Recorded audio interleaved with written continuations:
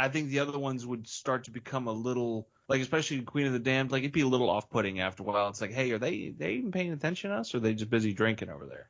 Would you guys stop? We got stuff to play. Oh, man. Yeah. Guys, there's more people in line for the bar than there is in seats. Can we just wait? We'll do a set break. Yeah, you'll get some chugging later. Come on. And everybody knows you go during the ballad. We're about to play a fast and heavy song. Just wait for the ballad. 1, 2, 3, 4. Boom, choo, boom, choo, boom, choo. Yeah, you're right. And also, Only Lovers Left Alive.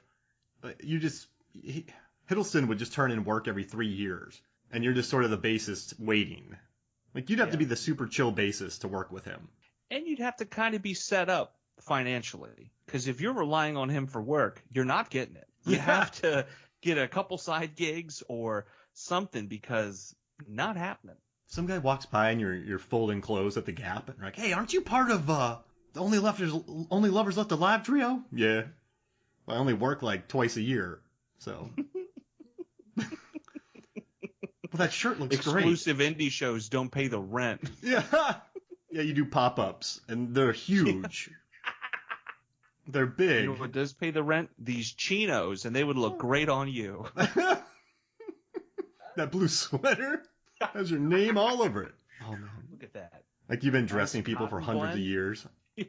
When they say these chinos don't wrinkle, they mean it. I remember when this Gap was a crevice. And I was so in deer skin to people. Oh, yeah, this dough will fit you perfectly. Oh, man. This is fresh beaver hide we just got in. This beaver jacket. Yeah. Now hand me 10 fish and get out of here. I was selling clothes before money. I was bartering. Yeah. Oh, we've created another character. But I got, like, just, it's been nice to just get this off my chest, though, Nick, because I guess I never knew what to expect. And it was fun, actually, watching all the horror movies throughout the ages. And I got to watch the evolution. So you have Dracula, 1931, where just as someone's neck is about to bite, they cut. And you're like, oh, okay, so you assume it, but you never see it. But then you get something like the horror of Dracula, where you get close, and then you cut. And then watching them through, like, the 70s, the 50s, going through with Martin by George Romero, the different adaptations of the way that they've treated the vampires. Like Vampire, watching that and seeing the adaptation of what they are. It's been fun to go through and watch the evolution. And you know what's interesting now? Since I've watched so many vampire movies, I have less hate for don't hate me. Okay. The Twilight movies. The only reason why is that vampires are. So I had to do that. I had to figure out the history of Count Chocula, like the lineage, for a video on food theory. So if you type in food theory Count Chocula, you will look up a video about the lineage of Count Chocula. And so I researched the Habsburg chin and how this count could have moved to America and been rich enough to start a cereal brand. If he is related to Dracula. It's his uncle. He says it on a record. Like there's a record that they put out with cereal, and I found the recording. And he's like, my Uncle Drac. So I researched vampirism, and a lot of it was just people in, like, they bury him in really cold dirt, like in a cold atmosphere, so the bodies don't decay as much. And then sometimes they rise up when liquid comes out or push them out. It's not vampires sucking blood. It was just kind of a hysteria that was created. So vampires, as far as I know, Nick, I don't know what you know, because I don't know the places you go, but I don't think there's not vampires out there.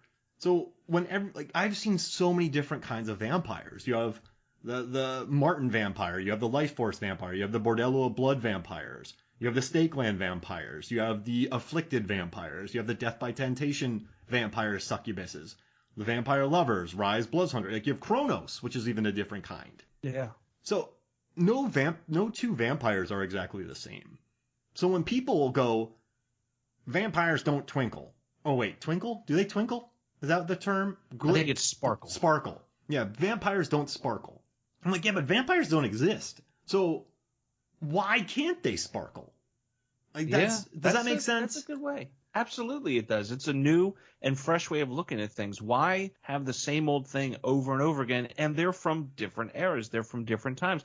I'm sure culturally certain vampires do things certain ways. Like it's the more different and exciting it is, while staying to the core, obviously. Yeah.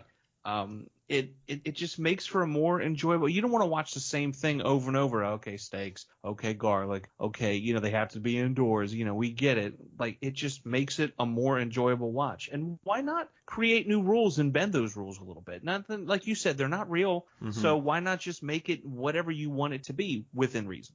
And exactly like you're saying. And the reason I talk about Twilight like that is I'm not talking about whatever people think about the quality of the films. I mean, they were legit blockbusters that were critic proof, and we need movies like that because I like it when movies are critic proof and they just explode. And they those movies stayed popular with audiences too. I mean, you know that the first album went triple platinum? It was nominated for What? Yeah, the first album went triple platinum and was nominated for Grammys because Hayley Williams of Paramore wrote. Paramore. She hunted them down and wrote some songs for the movie, and it's quite interesting to read about the soundtrack. There's an oral history of the soundtrack from Billboard that was quite intriguing about, like, Iron and Wine is on there.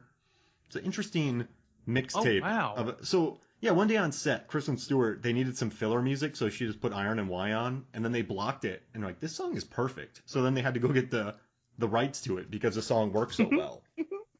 But isn't it funny how that works? I love it. And I don't know, that's all these things I've researched while watching these movies and just learning about them. And I have learned, though, that my favorite vampire movies are okay, I guess if I had to pick my favorite after watching all these, I mean, Near Dark, easily. I don't know if you've watched Near Dark, but it's currently on Shudder, and it's worth a free trial or a month of Shudder to watch it because it's nowhere else. It is. Okay. If you've never seen it, Bill Paxton, Catherine Bigelow directed it. Scott Glenn. It's grimy. Scott Glenn? Yeah, it's grimy. It's gross. Oh no, Lance Hendrickson. Whoops. Sorry guys. The cast of Aliens, because James Cameron gave Catherine Bigelow that. Scott Glenn, jeez Louise. He was in a Killer Joe on Broadway. Okay. Yeah. All right. I'll take that. And, then McConaughey, and then Orlando Bloom. But yeah, so I would say Near Dark. It's on Shudder. It's worth a watch. I love Shadow of the Vampire. I'm sorry if I'm being redundant if you've seen it, but it's about the making of Nosferatu, about how Murnau found Willem Dafoe, who's nominated for an Oscar for his performance. Well, he found an actual vampire to be in his movie because people thought that Max Schreck was an actual vampire in Nosferatu. There was like a rumor about that. And all the footage was destroyed because it was a ripoff of Dracula. But it's Count Orlok. But yeah, I would say Shadow of the Vampire because of Malkovich and Willem Dafoe's performances. They're beautiful. Cary Elwes is in it. He's also in Bram Stoker's Dracula, which is another one of my favorites. Just wildly sumptuous, Nick. Like, just so I read about how it got made. People are like, Francis Ford Coppola. We're not sending you back on location. You cost too much money. So Francis Ford Coppola goes, okay, I'll shoot it on stages. And they're like, whew, that's awesome. But then he went wildly over budget shooting on the stages for that movie. Oh, that's how he gets them. It's beautiful. And then, okay, two more. I like 30 Days a Night a lot because I love how mean the vampires are and how well dressed. Girl Walks Home Alone at Night is really, really good. Good music in that. And then the last but not least, I would say, is Thirst. Park Chan-wook. Nick, if you watch it, you're gonna get you're gonna be put in a headlock and you're just gonna get pummeled in the stomach for 2.5 hours. So just be ready for that. Okay. It's just very intense. You're gonna be drained. Yes, super intense. There's wild sex in it. There's incredible violence. It just relishes in blood and sadism, and it's essentially a descent into hell. A good man has this wild descent into hell, and it still owes me $10. It jumped through the screen, took my wallet out, took all the money out of it. I only had $10 because who has that much money in their wallet now? Took the $10, Absolutely. ran away. Well, you got to think too, coming from the guy that did Sympathy for Mr. Vengeance, Old Boy, Lady Vengeance. It's kind of part and parcel what you would expect a little bit. That's a great point. If you go into watching one of his movies, oh, this will be a good bop.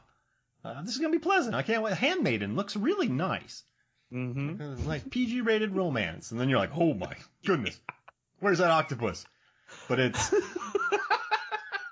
wow, wowza. I don't know who this person is, but I like them. They stuck with the movie. Mom, why did you recommend this to me? I'm 12.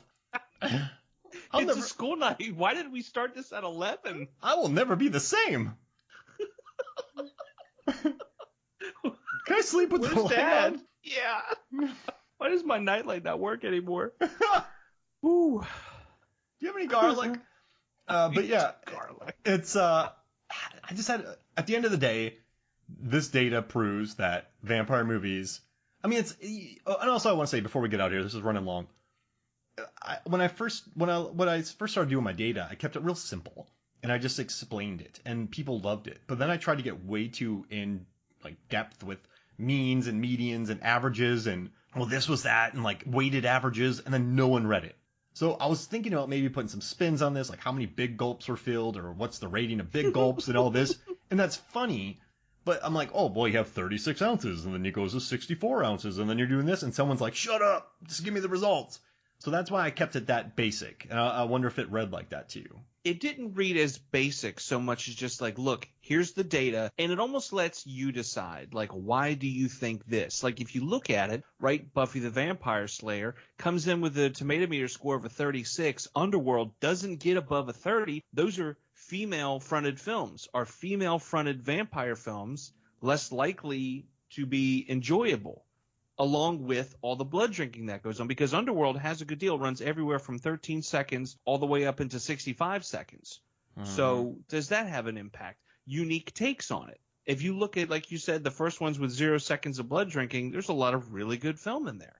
And then it's also peppered throughout. You have films like Chronos, What We Do in the Shadows. They're a little all over the place, but they're very highly rated films. So then it calls into question this data is a key to the door. And when you open up the door, you're like, now I can explore and I can see and feel and play around and learn more. And it's also on your terms. Mm-hmm. It's not like you're saying, here's everything you need. You get overwhelmed by it and you're like, I'll come back to that later. And then you don't come back to it. This is like, hey, here's the stepping stone. And you're like, oh man, this is, and then off you go to the races.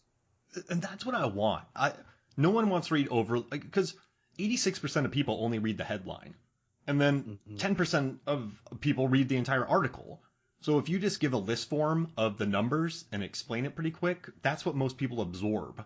And so that's why I want to do that. Just objective numbers with, like, and then you can say what you want about it. It's kind of nice. And also I think it's a self-defense mechanism sometimes, because if someone complains about it, I'm like, well, you didn't read, like I only did ones with 15 or more reviews to keep it more fair. And then I just counted the seconds and I explained it.